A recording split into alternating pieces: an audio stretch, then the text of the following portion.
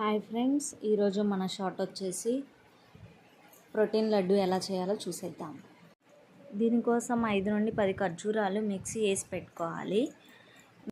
ఈ విధంగా కడాయిలో 2 టేబుల్ స్పూన్స్ నెయ్యి యాడ్ చేసుకోవాలి.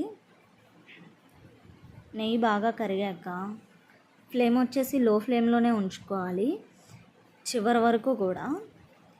నెయ్యి కరిగాక బాదం, జీడిపప్పు యాడ్ చేసుకొని రోస్ట్ చేస్తూ ఉండాలి. మధ్యలో ఆపకుండా తిప్పుతూ ఉండాలి, ఎందుకంటే అవి మాడిపోయే ఛాన్సెస్ ఎక్కువ ఉంటాయి, ఈజీగా మాడిపోతాయి కూడా.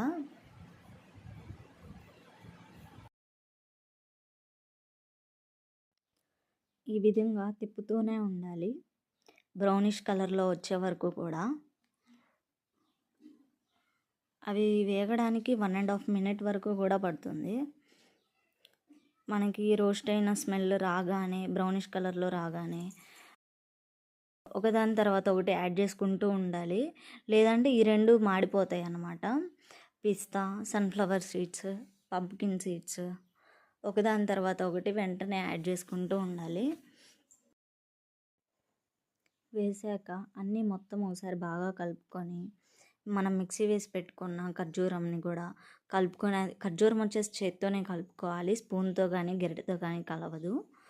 ఫ్లేవర్ కోసం యాలకుల పొడి యాడ్ చేశాను. అన్నీ యాడ్ చేసేసుకున్నాం కదా. సో ఇంకా స్టవ్ మీద నుంచి దించేసి ఒక ప్లేట్లోకి ట్రాన్స్ఫర్ చేసుకొని చల్లారనిచ్చుకోవాలి. చల్లారాక మనకి నచ్చిన సైజులో బాల్స్ని చేసుకోవడమే. ఇంకంతే, ఎంతో సింపుల్గా రెడీ అయ్యే healthy protein laddu. Thanks for watching.